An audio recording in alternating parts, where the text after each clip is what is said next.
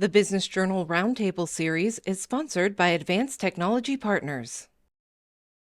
Most of the Fed regulatory proposals affect larger banks in 2025. How are new and proposed regulations going to affect smaller and mid-sized banks and credit unions? What's on the horizon? And how are they different for banks of any size and credit unions? That's a hard one. Yes. This is where there is a lot of alignment in credit unions and banks on this topic because regulation is a big deal. So I'll just take one small example that's actually in Congress right now. It's called the Credit Card Act that they're looking at. Anytime you're making regulation, and in this case in a credit card where you may limit what the late fee you can charge overall to any consumer, or you're going to limit the interchange that you earn when you're using credit cards. When those things happen, whether you're a large credit union, large bank, or small, even though there may be exemptions at different sizes, in the end, it's going to affect everyone. Because once it affects the largest banks, which we all know who they are, and they implement some type of cap fee, you're competing directly with that type of institution. So even though you may be exempt, it's still going to affect you and your consumer in the end.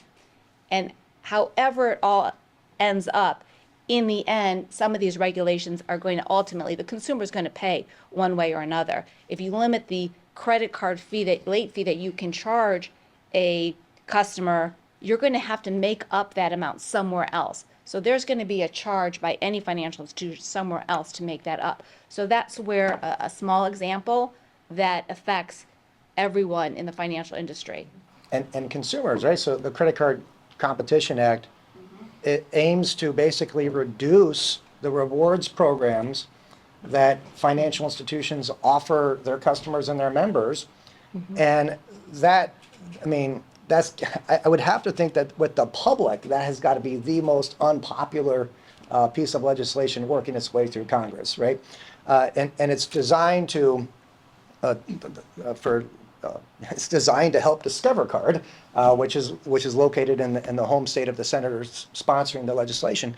But you know, it's important for financial institutions to be able to have offer safe credit card products and services, debit card transactions. There's a lot of expense to the financial institutions that offer those programs. And part of what we try to do with that is to reward customers with kind of loyalty programs and all, you know, so regulation puts a lot of that at risk. And I think that's something that the public should be aware of. And it's something that banks and credit unions agree on, is that that's a really bad idea moving through Congress right now. And then it goes to another level. So when these things occur, which people probably also don't know, the CFPB, who was originally founded to protect consumers, they will do things now charged with what is the ultimate amount to charge. And then they'll do a study, and then the CFPB will come out with, right now they're saying their latest study shows that $8 would be the fee for that their studies show. So it just gets more complicated, and I don't think that the consumer ultimately, if you knew how it was working, you would probably be a lot more proactive. And it's actually, and I agree, I'll say, so I did read up on the CFPB and how they came up with that $8, and it was very arbitrary. And that's what's amazing, is that there's so much cost that goes into offering credit cards and all of the reward programs and all those things that people expect out of it. And so I've actually heard people saying, well, if it's only going to be $8 now, then it doesn't matter if I pay my credit card payment on time. And so it's actually going to have a negative effect, I believe, when you set an arbitrary number like that and you're not thinking about all the costs that actually go into offering something like that and to offering a credit card and network fees and everything that goes into that we're paying for.